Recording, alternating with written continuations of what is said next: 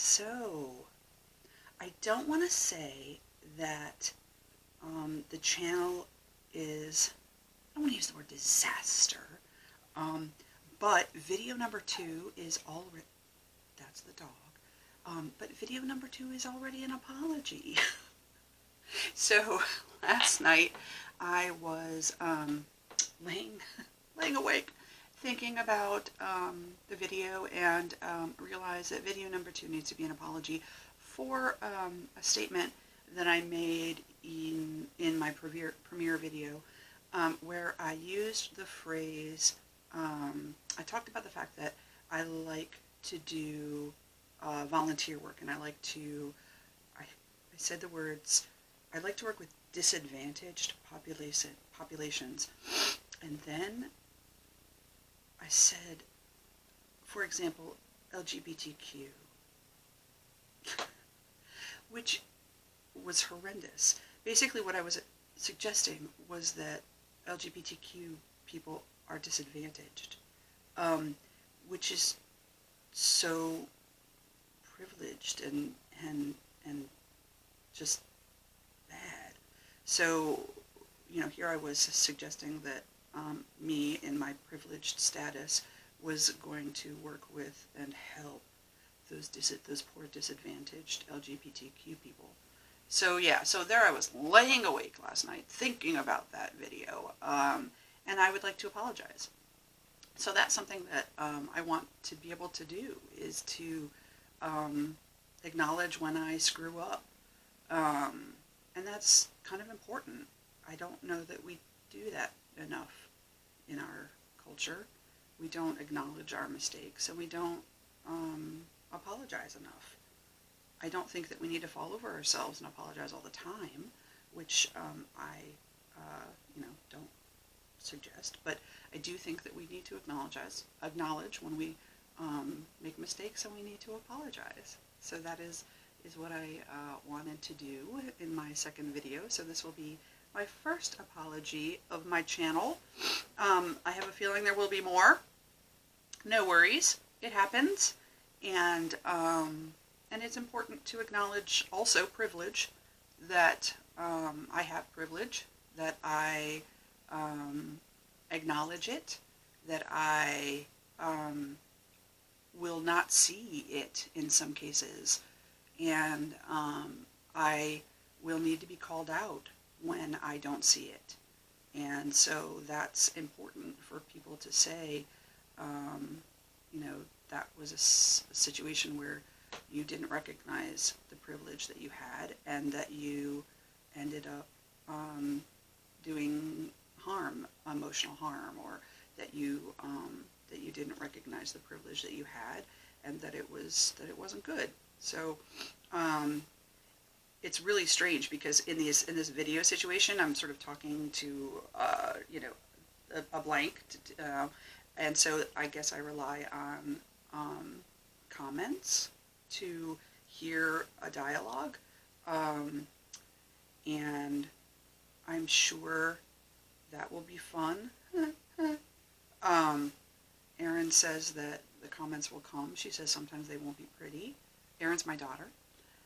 She says sometimes the comments won't be pretty. Maybe I'll have her read them, and then she can tell me about them. Oh, that's so awful. That would be terribly, putting the weight of them on her. Okay, fine. I'll put on my big girl panties. I'll read the comments, and I'll own them, because it's my channel, right? That's that was another thought that I had too, was that some of you may be asking, okay, so is it appropriate as a marriage and family therapist associate to put so much of myself out there into the world, like my daughter Erin, or the rest of my family, or other information about myself? We're kind of taught as therapists that we have to be blank, and that we have to keep really everything about ourselves private. One of the things that we talk about a lot in school is, for example, that you're not even supposed to have pictures of your family. This is a school of thought anyway, that you're not even supposed to have pictures of your family up in your office.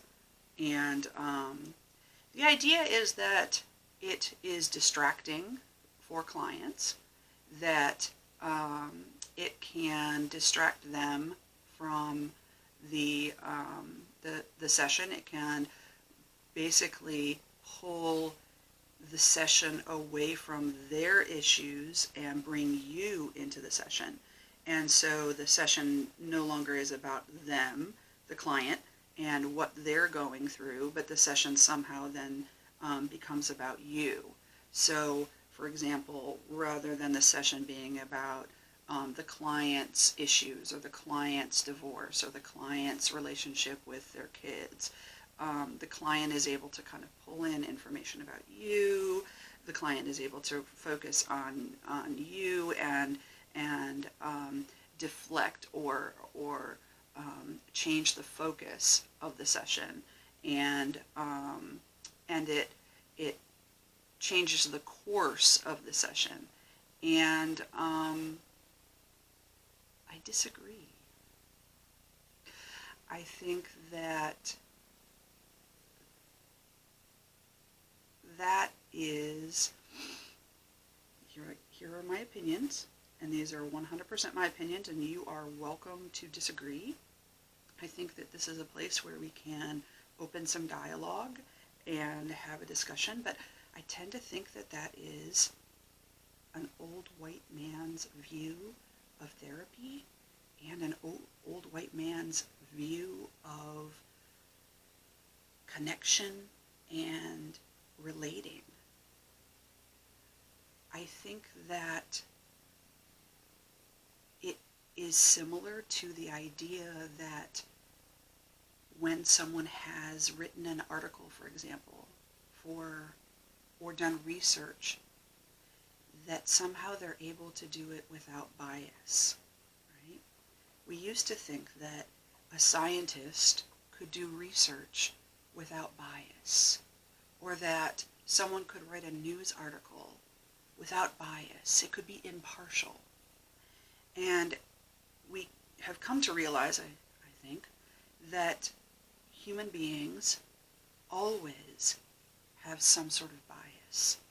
All research, all scientific research, all writing has implicit bias of the human being that is doing the research or doing the writing. That therapist in the room is a human being. And so to suppose that they aren't bringing in that personhood that they are, that they have, is completely false and bogus. And so I think that it is, first of all, I think it's kind of foolish to suppose that the therapist isn't a human being. And second of all, I would actually argue that it is in some ways helpful and in fact productive for the therapist to have a soul and to have humanity in that therapy room. Now, this does bring up issues of boundaries, and I'm not going to disagree that it is really important to maintain appropriate boundaries. But you can see me as a fellow human being. And so that is where I think it is okay for you to recognize that I have a family, or it is okay for you to recognize that I have human failings, that I have ambitions or insecurities, that I have things that I wrestle with, or that I have questions that I ask. And that's where I think it is okay for me to explore those things here on a YouTube channel. So that's kind of where I'm at with that. And we'll see how it goes. We'll see where this takes me. I don't think that it's okay for me to necessarily delve into too much of the personal here, because I do think that as a marriage and family therapist associate, I think it does require that I maintain that certain level of professionalism. And so I would like to keep that level of that sense that I want to help people, but I don't necessarily want them to feel as though they're getting a glimpse into all of the skeletons in my closet, if that makes sense. I don't know, does that mean that, do I get to swear? Can I swear? I did say that I didn't want kids to be able to watch my videos. I'm not going to be, this is no Disney Channel, and so I'm not talking about, kid stuff, and so I did say that I wanted to be able to, so I haven't decided yet if I can use swear words. People who know me know that I do swear. I do swear. And so I haven't decided yet if I'm going to be able to swear on this channel. So I'm still wrestling with that one. See, it's all just, it's evolving. It's evolving. So yeah, so that's my apology. That's my kind of discussion of, oh, and the other thing too, I did mention that in my first video that I am a wife. And some of you may be asking questions about what that means, because as you know, I am divorced. But I said I was a wife. And so, and that gets into, again, some of the sort of the personal versus the professional. And so that's kind of an interesting question. And I do think that is part of the journey here. I would like to be able to explore that, the idea that that relationships are complicated, and things don't always go. They aren't always as linear, and relationships aren't always as predictable as you think they will be, and that it's not necessarily the path that you think the universe is going to play out on, and that it's not always what other people think you should do. So that will unfold as we move along, and I will share more about that in the days to come. So thank you all for being patient with me. Thank you all for coming along for the ride. I think I was worried about, all of the scores of people that I was going to offend with my disadvantaged comment, and then I had to calm down, because I think that I had like 3 people, which I was so tickled by, the 3 people who viewed my first video, and so those 3 people who were probably like my sister and my stepmom. So those 3 people, I apologize to them. And thank you for viewing my first video. That was so exciting. Please go ahead and subscribe, because that is the way that YouTube sees that you are interested in my content.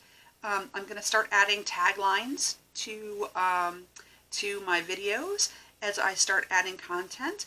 I have some ideas about some mental health issues. I have a couple of really great some therapy aids that I think I'm going to share next time, and we'll see where the universe takes us. All right, take care.